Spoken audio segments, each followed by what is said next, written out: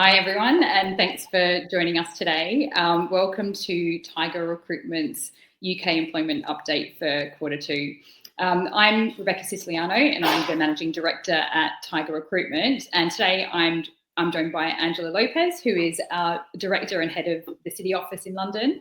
And this is an opportunity for us just to share with everyone what we've seen over the course of Q1 and what we're expecting to see for Q2. These are questions we get asked about all the time from clients and candidates. So we just thought this is a good format to share our thoughts with everyone.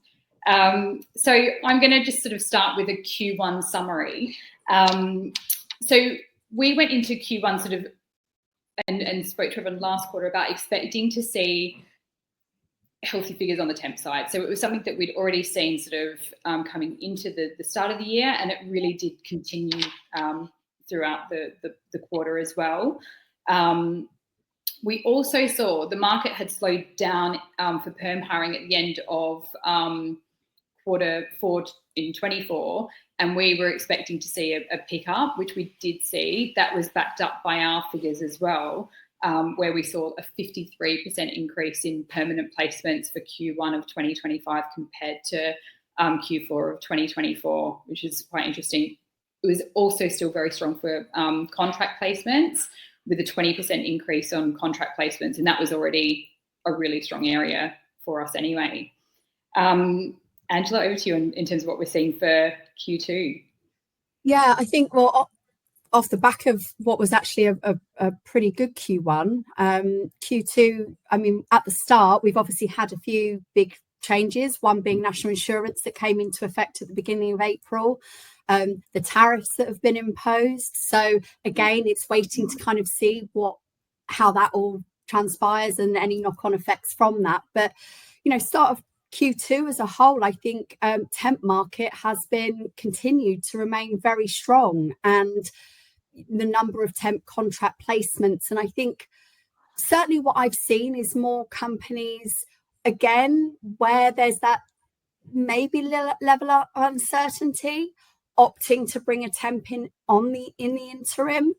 But I think also, in addition to that, looking across the board, there's, continued number of sickness covers, maternity, supporting the different projects, growth hires as well. I mean, I have to say, I have seen a number of those. So it's a bit of a mixed bag, and it's hard to really say there's one reason over another. But temp to perm, I think, if we're looking at April as a whole, I would say the strength in the temp numbers, the temp placements across Q1 into Q2, and now the number of conversions. And I think expecting to probably see that continue on through the rest of Q2 as well.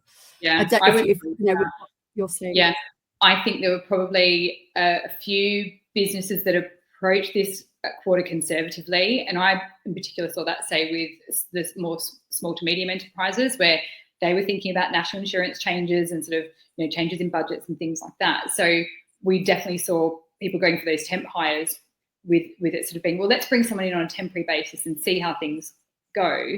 But there seems to still be that sort of underlying confidence out there where I know we're seeing really strong sort of temp to perm conversions, or companies that started off hiring temps now, getting the perm person in. So I think that's certainly been, Yeah, absolutely. I mean, there's definitely still, I think, on the permanent side of things, there are those firms that are still going straight for the permanent hiring, but I think that it's, I do think that it's, in comparison, there is more strength in the temp to perm, or maybe the fixed term contract to perm option as well, currently. So it'd be interesting to see how that continues in and across Q2.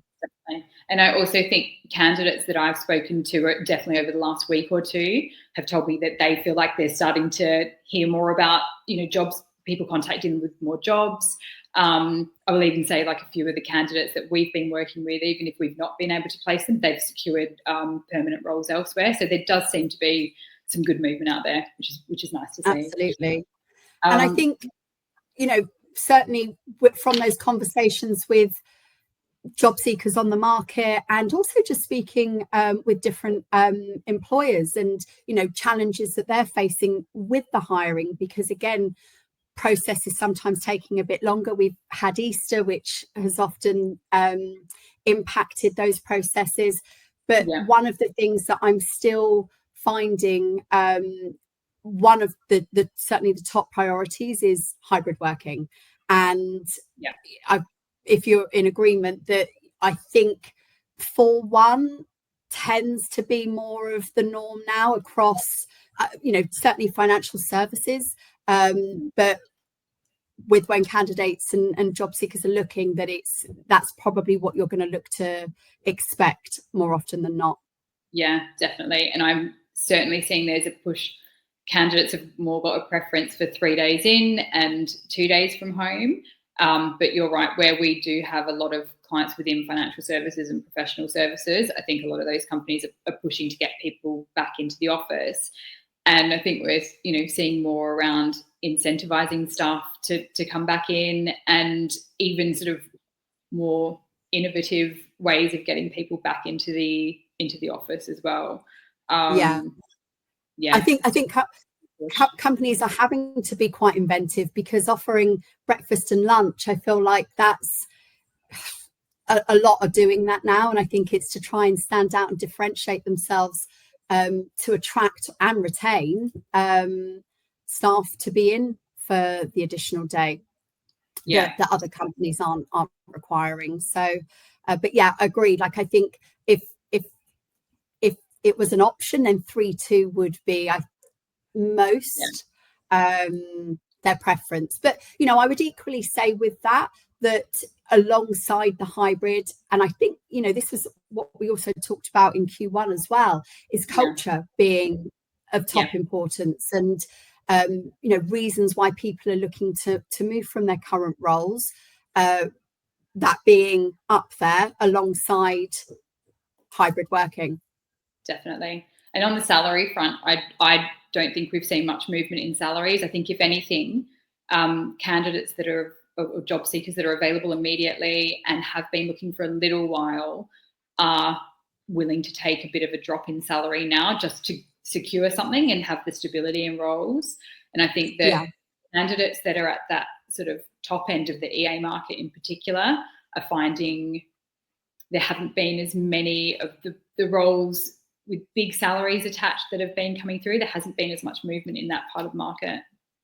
Yeah, agree. And I think one of the things I've certainly noticed is more language roles coming on. So certainly French and German, and a lot of the time these have been to support these European offices from London. And I think a lot of that is to do with the restrictions in France and Germany hiring temps, or if they can't get the headcount for the permanent roles immediately. So again, that's something else that I've certainly seen an increase in over the last certainly end of Q1 into Q2. Definitely, especially like, say for instance, Paris roles. I know we've seen in the West End as well, and it has been because it is so much harder for those companies to get a short-term solution in. So they'll seek to sort of find the short-term solution from, you know, someone in the UK that speaks the language and understands the industry. So and that's certainly been more finance industry as well for those EA roles, I would say. They're probably the key things. Is there anything else that you've seen in terms of trends? No, nothing else that really stands out. I think, you know, like with salaries you mentioned, again, that there just hasn't really been that much movement, and top end, those roles are more few and far between. So I think that coincides with what you said around those that are on the market looking immediately available, being more flexible with what they're open to considering. Yeah, definitely. Then other than that, so in the last quarter, we did a roundtable which was on employer reputation, and some really interesting information came out from that. We partnered with Wiser on that. So we're going to be producing our roundtable report, which anyone can request a copy of. Some of the interesting stats that came out of that, which I thought were interesting.